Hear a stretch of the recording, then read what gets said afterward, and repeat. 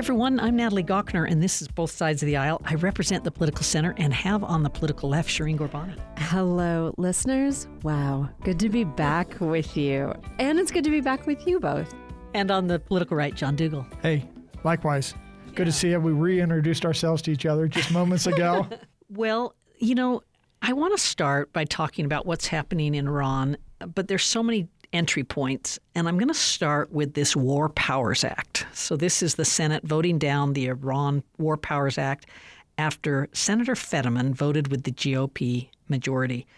I don't think that's necessarily a surprise, but it just shows how this country can't quite seem to get over the hump on this war. Yeah. Is it one way or the other? Are we all in, or are we ready to, not be in? Is it a war? Is it not a war? Yeah. Yeah. And as we do that, you've got all these different alliances forming in the Middle East. Right now, Saudi Arabia has formed a military alliance after some of these Red Sea attacks. I think there's some other ones going on, in the Strait of Hormuz. And this is like a reordering of geopolitics. Yeah, I think that's right. So interestingly, on the vote, Fetterman, who has, I think, become a real, what do we even say? Dino? It's Democrat name only? Something strange is happening. But 3 Republicans joined Democrats to vote against, or I guess to curtail, Trump's power. And I think that's important to acknowledge as well in a moment where we see a party that feels endlessly full of sycophantic behavior for Donald Trump. 3 of them did try to rein him in on this, which I think is also telling. The other thing, I think this can't really go on without me mentioning the reporting that we've seen over the past few weeks about really, under Hegseth's direction, a real misinformation campaign about the number of people, Americans, who have been harmed in this war already, the kinds of injuries people are suffering, the magnitude of that. So this is really all part of a terrible, it's hard to say anything other than, I think, just a looming disaster ongoing disaster for the people of Iran and for Trump. Well, and I think, Natalie, you and I were talking briefly about this earlier today. But the peace dividend that we had, coming out of the Cold War is ending. It's gone. And so it's gone. It's one of those things, whether it's Iran, whether it's Russia, all sorts of wars around the world and conflicts. Folks are rearming. Countries are rearming. They're waking up to see that their supply chains are not what they need to be if a major conflict comes along, and those take years to restore. And so that's where we're sitting is, this is not just shaking up issues in the Middle East, but this is a wake-up call to many nations around the world that the peace dividend is over and they've got to rearm. Rearmament. So you'll hear that saying, so goes Iran, so goes the economy, so goes Iran, so goes mortgage rates, so goes Iran, so goes President Trump's administration. And who would have known that, this type of decision would be this last so long, have that many cascading impacts? Yeah, I think the Iranian people might know that. Yeah, because they've done this before. Been there, done that. We talk about, weeks, months, years. They talk about millennia. Yeah. and I do think that there is something just kind of back at the root of, the empty promise that was made around Trump not getting us into these foreign wars. There's nothing he likes more. It just seems like such an incredible blunder, a choice that he has made, and one that is driving up gas prices and making life harder for Americans. All right, so I want to build from that, but one last thing to just say, I've been fond of using the term rinse and repeat. Ooh. And that is just to say that you can't figure out what's going on here because oil prices spike and then they come back down and we look like we're getting there, so inflation starts to... We're negotiating, now we're not, we're bombing, now we're going to... And the uncertainty that it's created is just paralyzing. Yes. You don't know what's going to happen. Well, and I think we also have the uncertainty of who's in charge, who are you making a deal with, who are you... I was listening to a news report just the other day, and it was talking about, yes, this faction wants to make a deal, and they're the ones that think they're in charge, but this other faction does not want to do a deal, so they're scuttling things. Yeah, isn't that interesting? Well, so you mentioned oil prices and what's happening. Look at what's happening with Chevron, Shell, ExxonMobil. Let me guess, are benevolent corporations Well, keeping... they're in a global marketplace. That's right. And the price goes up and they, bid in the global marketplace and they have record profits. Record profits. And again, this is, I think, something that ultimately speaks to the kind of politic that is Donald Trump. It is for the rich to get richer and for everyday Americans to have to pay more and figure out what they're going to do. Well, it's one of those things. I mean, sometimes there's record profits, sometimes there's record losses, and things swing back and forth. And we always sit there and complain about record profits, but we forget about the record losses they have. Yeah. Meanwhile, Mitch McConnell appears to be missing. Yes, exactly. Where do we go with this? I mean, what's the latest news? Because as I understand it, he's in a hospital room. Is that what we think? And that's what AI pictures tell us. No, I don't know. Yeah, I know. It's tough, Probably better than he did in 10 years. I have no idea what's going on. And clearly, folks in Kentucky are wondering. Folks, I think, in the Senate are probably wondering.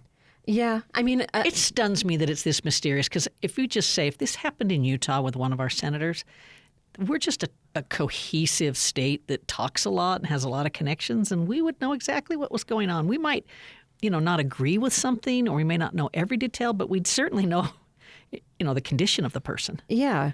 Yeah. So this is a very strange story. That's what I think, John. You're thinking we should have a debate and see if he has a Joe Biden moment, and then we can He's determine? had many. Do we not remember that for many years leading up to this, there were moments where Mitch McConnell was asked a question and he just phased out? Yeah, I mean, froze up. He's not been well, obviously. Yeah. This is not... I do not know why people want to stay in the Senate this long. Right. Well, we just had a House baffling. GOP member, I believe the first female elected to the House in Texas, die in office, 83. She's been, I believe, in a assisted living facility in Texas for the last month, if not more. Wow. This is the problem of a gerontocracy. When we have folks that simply do not know when to stop, and then we have this kind of prolonged absence. He's been gone, when we're recording this, 50 days since anyone has seen him. People do not have 50 days of sick leave in this country. This is absurd. Probably not since anybody's seen it, but since the public has seen it. Since I've seen the two of you, we lost Senator Graham, Lindsey Graham. Now, that news broke hard. It was sudden. I didn't expect it. He was in Ukraine having meetings and then comes died home, the next talks day. to the president. I have one memory with him. I can't remember if I've shared it on air before, but I was back in Washington helping with an immigration issue. But I think I told you this, but we met in his conference room and he had us say a prayer before our meeting. And it was one of those things where everyone around the table held hands. Oh, wow. Which is not what a little Mormon girl does. We don't pray before meetings and we don't hold hands when we pray. Yeah. But I always had a little bit of a tender place for him because of that experience, because I saw his seniority, I saw his power, and I also saw a gentle side to him. Oh, I think the people who are on the other end of the wars that he propagated would probably feel pretty differently. Yeah, tell us more. A real hawk, sort of an unrelenting war hawk. Up until I think, unfortunately, his last day. Mm-hmm. Well, this is one of those things. It's interesting because he had some vicious attacks on Trump when they were running for president, and then somehow mended fences, and it seemed like they had a great relationship. And Trump is not one to be forgiving. And so it was an interesting kind of contrast to see how they started their relationship versus how it ended. Yeah, for sure. John, did you see that the U.S. Senate unanimously passed a bill opposing a pardon for Ghislaine Maxwell? Ghislaine Maxwell. Yeah. So I learned about that today. Had not seen the vote, had not seen a news story until today. It doesn't surprise me. Mm-hmm. It's one of those things. It's like, okay, how could they feel good about that? Feel good about that, especially given the Epstein files and everything else. Well, so then we also have the Trump administration filing emergency action to the Supreme Court to allow an order restricting mail-in voting. This goes right at the heart of the state of Utah because we've been a leader here, not a laggard, and I think Utahns really like their mail-in ballots. This is true. So we know that the vast majority of Utahns vote by mail. I have to give huge shout out to our lieutenant governor, who continues to really be, I think, a voice of reason, really going to the record. What has the Trump administration produced to suggest that there is a problem with mail-in voting? He's lost repeatedly in court on this issue, and I'm proud of the stand she's taking for our right to vote in the state, the way we like to. Well, you look at the Constitution. The Constitution leaves the responsibility of voting with the states unless Congress acts. It doesn't say unless the president acts. It says unless Congress acts. about time, place, and manner. And so this is one of those things I look and say, this, first and foremost, should be a state issue, should be run by the states. And if Congress wants to weigh in for the Constitution, they've got that prerogative. But to me, the president's overreaching. Yeah. Let's talk measles for a minute. Okay. I watched State of the Union on Sunday. We had Dana Bash, and she had the Secretary of Health and Human Services, Secretary Kennedy, on. My goodness, did it get uncomfortable. It got uncomfortable. She was trying to, share her point of view in the reporting about the data, the science, the studies, and he just went after her. Yeah. It was very uncomfortable. Oh, so I didn't see it. Well, so.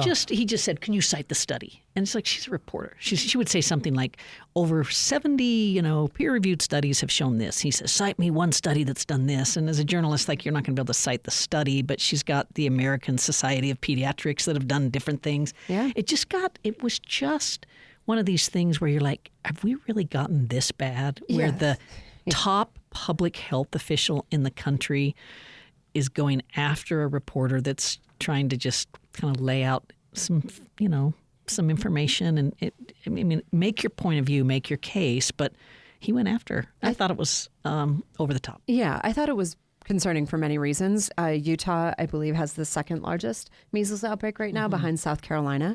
She's plainly asked him, you entered into this office saying, basically propagating a lot of conspiracies around vaccines. Do you take any responsibility for this? And he said no. I mean, that's on top of, we've got this huge cyclospora outbreak. 2 people now have died in Michigan. Our public health infrastructure is falling apart, and he takes zero responsibility for it. He wants to do a special, I'll call it It's not like Dr. Fauci wants to take responsibility either for the public health. So, we've He got lots of certainly issues. did in his years and years of service to this country. Oh, I don't think anybody's done a greater job to discredit public health than Anthony Fauci. Interesting. I think you have been red pilled on this one, unfortunately. Oh, really? I You really look at do. COVID, you look at disaster, you look at his arrogance with all that. And so, I'm not condoning RFK with his activities. I think by and large, vaccines do an overwhelming amount of good. But I recognize for some folks, they cause harm. And we have to have some humility when it comes to what we know and how we help folks and help them make informed decisions. Yeah. One thing that Dana Bash? Dana Bash. One thing that she did that I thought was interesting, I guess the secretary has this special commission that's looking after the relationship between, vaccines and autism. And she just said, couldn't we twist that a little bit and do a study on the causes of optimism rather than associating it so closely with, the MMR vaccine? Yeah. Anyway, it's just things like that. There's this messaging campaign that vaccines are bad and you're a public health official. And it just seems to me like we're going too far on the side of sensationalized information rather than science. Yeah, I think that's fair. So, okay, let's take a short break and we'll be right back. Natalie Gochner with Shireen Gorbani and John Dougal. Stay tuned. You're listening to Both Sides of the Aisle on UPR. We love to hear from our listeners like you. If you would like to send us a comment, email bsotapodcast@gmail.com. Once again, that's bsotapodcast@gmail.com. Thanks for listening. Shireen Gorbani on the left. John Dougal on the right. And Natalie Gochner in the political center. This is Both Sides of the Aisle. We're going to turn to local news. And what did you read, John, on the Colorado River deal? This is the upper states, the upper basin states, the lower basin states. So what I saw of it is the federal government had allowed the states to try and negotiate and work out arrangements. Got to the point where they're like, okay, fine, if you're not going to figure out an arrangement, we'll put one down. And I would say that it may be read as favoring the upper states versus the lower states. And that's us. That's us. Just for the record. That's you. Yeah, it's like the cuts we're going to get aren't really in the arrangement. It'll just be cuts in how much water actually comes down the river. But in terms of the lower states, California, Arizona, and Nevada, it's 12%. What did 20%? 31, I think, for Arizona. Was the highest. Mm-hmm. This summer heat makes you think about the water problems we have, does it not? I mean, it's something. Yeah. I'm a little surprised we haven't talked more about drought conditions in the last month as a result of this significant heat. Yeah. Well, then you see the fires in Spokane and you just shake your head. I mean, just fingers crossed that we don't have something of that magnitude. in our state. In some we've had massive fires. I mean, and flooding. Yes, that followed it. And I think, it's, one of the things that caught my attention was the reporting on how high our overnight lows have become. Mm-hmm. So when it doesn't cool off at night. Where I live, I think it's got in the 60s once in a month. Yeah. And that used to be a differentiating feature of Utah is the nice summer evenings. Yep, cool nights. Feeling cool a little bit more like nights. Phoenix here. Yeah. Yeah, rough. I also want to talk about, can we just talk about the One Utah Summit for a minute? Yeah. So this is this week. I hear you're going to speak. Well, it's Governor Cox's summit. They host it at Southern I Utah heard it was University. The Summit. No, and they do all sorts of good things. But I have a challenging message to convey. Oh, okay. In 20 minutes. 20 minutes. So what are you going to say? Well, I'm gonna share the major forces of change affecting our state, and then some of the leadership imperatives that they require. Great. And how many? Well, I'm going to highlight 5 significant forces of change and 4 leadership imperatives. We don't have time to go through all of them, but Let's hear a couple. Aging. An aging population. Yep. And Which we don't, when we think about Utah, we don't really think about that. We think about a young population. yeah, and so this is an issue nationwide. It's actually a global issue, but it's also an issue in Utah. And I will say that, we're going to get to a point where a good share of our population is 50 years old and older. You were saying, what was it, 9 counties are already? Not already, but they're on the path to that. On the path to that. That changes everything. Yes. Changes medical care, changes housing choices, transportation choices, the structure of your economy. And how did changing Utah families play into that? Yeah, for sure. Yeah. Caregiving. Yeah, all those things. One other one that I highlight. When you talk about caregiving on both ends, young kids and aging parents. And this one's more of a really attractive thing about our state, but mega investments in big projects. Power District, Sports and Entertainment District, The Point, Inland Port, potential merger of UP and Norfolk Southern. Yeah. Something we'll talk about in a minute, the advent of nuclear power in our state, and of course the 2034 Olympic and Paralympic Winter Games. Yeah. Wow.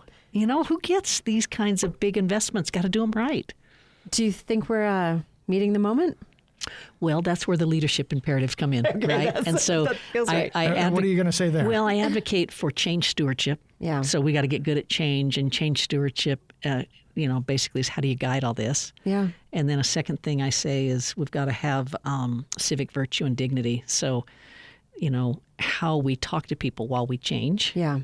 And then shut up. and then the third one I do is I'm going to call it lifelong learning or learning for life, but we got to learn how to change. And then I'll just go with institutional excellence. Our institutions need to change. They need to change together. This is the courts, the Congress, universities. And we're looking at you. Yeah. So anyway, just a fun topic. It's interesting. I mean, I think one of the things, I'm sure there'll be legislative leaders there and potentially our next Senate president, which will be interesting to see, I think, what happens in that. Yeah.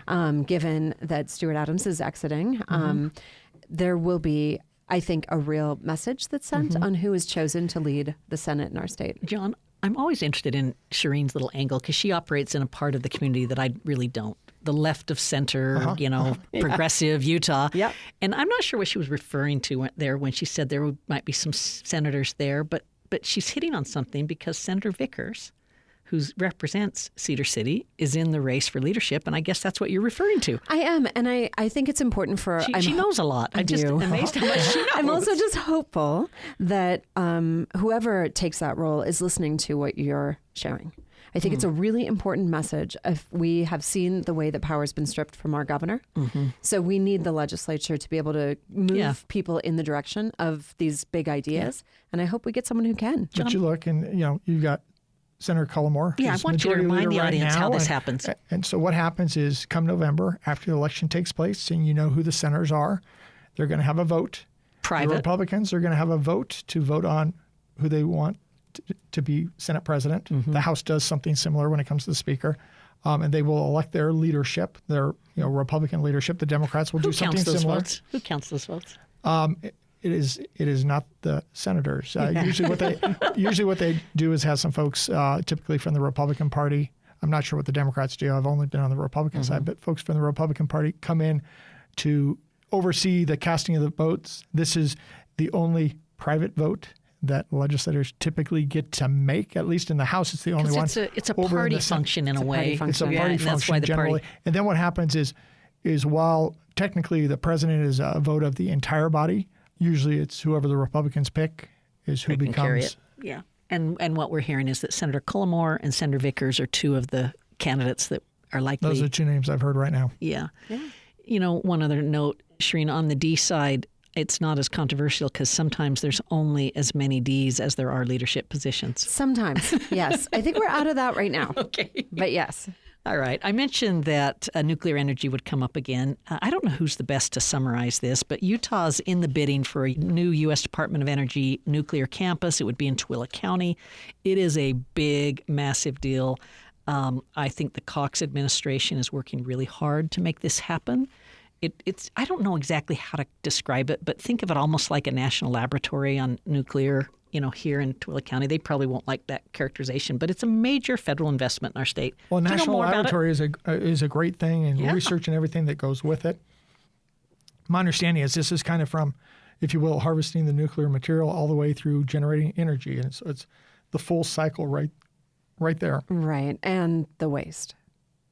I mean, this is All staying in, yes, all staying here. in close proximity to that. And I think this is, an issue where I am quite skeptical of our leadership and our ability to do this well, considering the history that we have here of downwinders, folks who have lost many family members to cancer because of our mismanagement of these kinds of big projects. And this is certainly not an administration I would trust to lead this in any way that feels like it's good for the people of Utah. They call it a nuclear life cycle innovation campus, and we're one of 5 states. Idaho, Louisiana, Oklahoma, and Tennessee are also in the bidding for this. Yeah. There is a little bit of an irony because Tooele County was the site of the Go Shoot spent fuel rods. I think it was permanent PFS. Attempt to store, yeah. Yeah.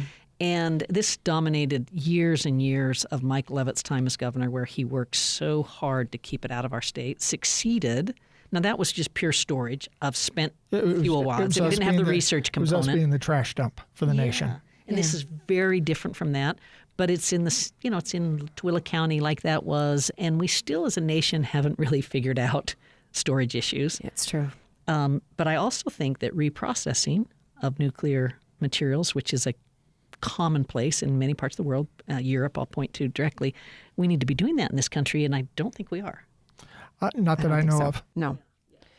But the other thing is, get to the broader thing. Energy is critical to our economy, to our future. There's greater and greater demands for energy, not just for data centers, but for lots of other things. And so therefore, Utahns and Americans want low-cost power. And this is a way to start going down that path that can be more environmentally sensitive. Yeah. Hey, let's talk about AI for a minute. There's $5 million in higher education AI research grants coming about. I'm more interested in how AI is affecting your work right now, Shireen, your work, John, and then let's build from there a little bit. Oh, well, I can say it's touching every corner of my life. When I think about things from the way that I see people using it. I sit on boards, the way that people are using it for presentations for boards. I think about the ways that it's being utilized, certainly in healthcare or across healthcare systems. Leading Planned Parenthood, we're not immune to those conversations or the ways that AI is integrated. But I think that there are a lot of big questions that are still out there, and we have been very trepidatious in this world. So thinking about things that are generative models versus actual AI, there's a lot more that falls into the GPT version than AI. Yeah. How about for In our you, world. John? So we're sitting there and we're looking and say, okay, how do we leverage this? This is clearly going to be the future in the legal industry. And so how do we leverage the tools right? How do we get them deployed? How do we train folks? How do we avoid skill atrophy, where people overly rely on the tools I like and that don't term. build and develop Yeah. or retain the skills that they have? Yeah, interesting. I'm in the research business, and as you know, social scientists, AI is just right at the heart of research and preparing, products, using language of things. I've gotten to the point where I read a report, I can tell. If it's AI. Yeah, I'm sure. That's not hard for you to identify, but it's interesting because some things about it are good and some things about it are so aggravating. Yeah. just how it's used as a crutch. But it's changing rapidly. Because it learns from written language. It's rapidly changing as it's trained on more and more materials. I'll give a challenge to our M- was really popular, and now it's shifting away. I'll give a challenge to our listeners to think about not only AI, but the other forms of intelligence you have that come from the human heart that aren't, generated by AI. Yeah. Collaborative intelligence, emotional intelligence, and even spiritual intelligence. Ooh, I like it. Is that a good place for us to end? I think it is. It's good to be back with you. It's great to be back with our listeners. We hope you liked those episodes. Let us know if there are other issues or topics you'd like us to tackle. Sounds great. And that's a wrap from Natalie Gochner, John Dougal, and Shireen Gorbani. Programs produced by Anthony Scoma. Thanks, everybody, for listening.